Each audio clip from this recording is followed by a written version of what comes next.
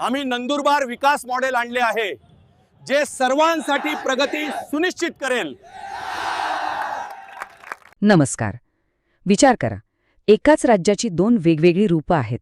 काही जिल्हे विकासाच्या शिखरावर, तर काही अजूनही संघर्ष करतायत. पण आता ही आर्थिक दरी कमी करण्यासाठी एक मोठं पाऊल उचललं जातंय. ते पाऊल नेमकं काय आहे? चला, आज आपण हेच समजून घेणार आहोत. आणि या मोठ्या बदलाची सुरुवात होते एका जबरदस्त आकड्याने, 4,000 कोटी रुपये. हो, बरोबर ऐकलत. ही काही साधीसुधी रक्कम नाही, तर एका मोठ्या मिशनचीही सुरुवात आहे. ही एवढी मोठी गुंतवणूक राज्याच्या एका अत्यंत अविकसित भागाचा चेहरामोहरा बदलण्यासाठी केली जाणार आहे. आणि हाच प्रयोग आपल्या आजच्या विश्लेषणाचा केंद्रबिंदू आहे. पण थांबा, इतकी मोठी गुंतवणूक करण्याची गरजच का पडली? ह्याचं उत्तर आपल्याला मिळतं राज्याच्या आर्थिक विभागणीमध्ये. म्हणजे बघा, एका बाजूला आहेत राज्याचे इकॉनॉमिक इंजिन्स, असे 7 जिल्हे जे राज्याच्या सरासरी उत्पन्नापेक्षाही पुढे आहेत.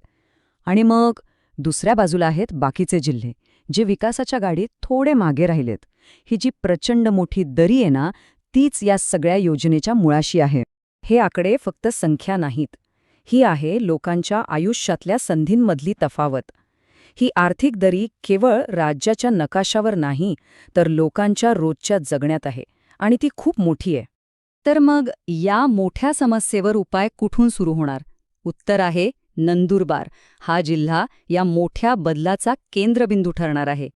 नंदुरबारला नवीन प्रवेशकर्ता असं म्हटलं जातंय, कारण इथूनच या मोठ्या परिवर्तनशील योजनेची सुरुवात होतीये. खरं तर नंदुरबारचं यश हे संपूर्ण राज्यासाठी एक मॉडेल ठरू शकतं. म्हणूनच सगळ्यांच्या नजरा आता नंदुरबारवर लागल्या आहेत. चला, आता त्या सुरुवातीच्या आकड्याकडे परत येऊया. 4,000 कोटी रुपये. बघूया ही रक्कम नंदुरबारमध्ये नेमकं काय आणि कसं परिवर्तन घडवणार आहे. आणि हे फक्त बोलबच्चन नाहीये. ह्या 4,000 कोटींच्या गुंतवणुकीसाठी एक सामंजस्य करार म्हणजे MOU साईन झाला आहे. याचा सरळ अर्थ असा की ही योजना आता फक्त कागदावर राहिलेली नाहीये, तर प्रत्यक्षात जमिनीवर उतरणार आहे. आता नंदुरबारच्या पलीकडे पाहूया, कारण ही गोष्ट फक्त एका जिल्ह्यापुरती मर्यादित नाही. यामागे एक मोठी 3 वर्षांची रणनीती आहे. हो, नंदुरबार ही फक्त एक सुरुवात आहे. ह्या प्रकल्पाचं अंतिम ध्येय खूप मोठं आहे. राज्यातील प्रत्येक मागे राहिलेल्या प्रदेशाला विकासाच्या मुख्य प्रवाहात आणणं. मग प्रश्न येतो की हा प्लॅन काम कसा करणार? याची स्ट्रॅटेजी तशी सरळ आहे. स्टेप 1, एक बेंचमार्क सेट करायचा, तो म्हणजे राज्याचा सध्याचा सरासरी पर कॅपिटा इन्कम. स्टेप 2, या बेंचमार्कच्या खाली कोणकोणते जिल्हे आहेत हे शोधून काढायचं. आणि मग येते स्टेप 3, जी सगळ्यात महत्त्वाची आहे. या सगळ्या जिल्ह्यांना पुढच्या 3 वर्षांत त्या बेंचमार्कच्या वर आणायचं. प्लॅन दिसायला सोपा आहे, पण याचं इम्प्लिमेंटेशन तितकंच चॅलेंजिंग असणार आहे. आणि यासाठी एक डेडलाईन आहे. मिशनची सुरुवात आजपासून होतीये.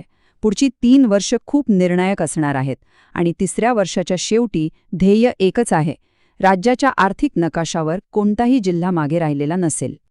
चला, आता शेवटच्या टप्प्याकडे येऊया. या संपूर्ण योजनेचं महत्त्व काय आहे आणि याचा भविष्यात काय परिणाम होऊ शकतो?